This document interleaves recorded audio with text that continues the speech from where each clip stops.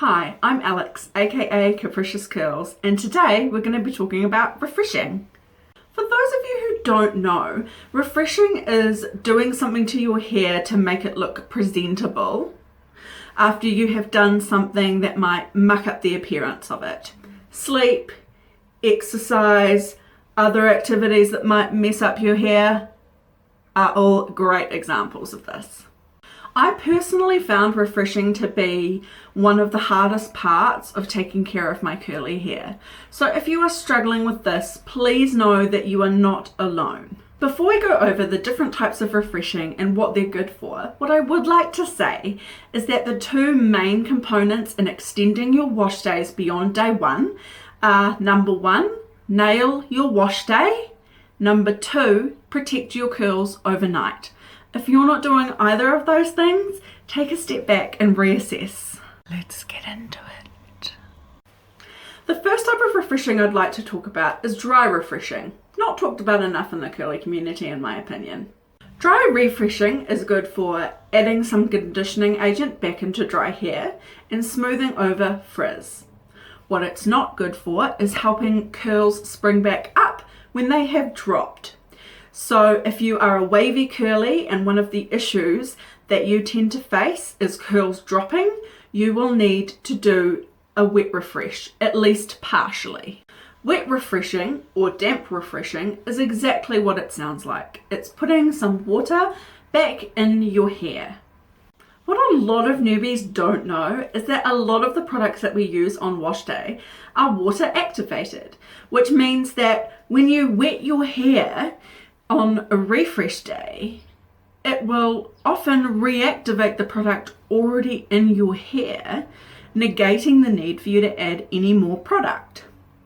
A cast will reform as your hair dries and you can scrunch out the crunch just like you did on wash day.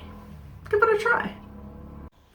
One thing I will say about wet refreshing is that you need to experiment on the way you add the water to your hair and the temperature of the water.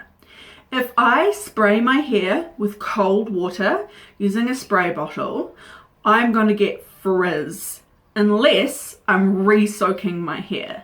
If I'm just making it damp, it's not going to be a good look for me. However, if I use warm water and I put it on my hands and then use my hands to smooth the water into my hair, I get much better refresh results. Experimentation, ladies and gentlemen. That's where it's at. A product refresh is kind of an amalgamation of a wet refresh and a dry refresh. What people will often do is dampen their hair and re-add one of the products they used on wash day. This is good for people who find that a wet refresh doesn't work for them or find a dry refresh just isn't quite cutting it. Steam refreshes. Not something I have a lot of experience with. I do find that the steam from the shower in the morning can sometimes help my curls bounce back up again, and then I'll just do a dry refresh afterwards to smooth the frizz caused by the shower. Some people use facial steamers or actual hair steamers or clothes steamers to do the job. I will say that if you choose to use a clothes steamer, be very careful because they can be very hot and you first of all don't want to damage yourself, but secondly you don't want to damage your hair. You've worked really hard to get where you are. You don't have to refresh your whole head of hair. You can just do one spot or a couple of spots. It's called spot refreshing.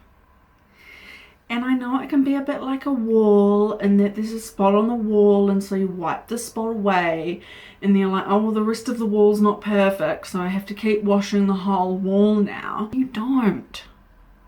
So there you have it. Those are the main methods people generally use to refresh their curly or wavy hair.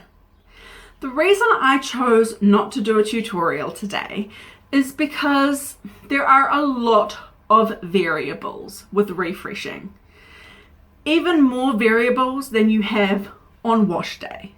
And so what I would really love for you to do is take this information, try a few things out, and let me know what works for you.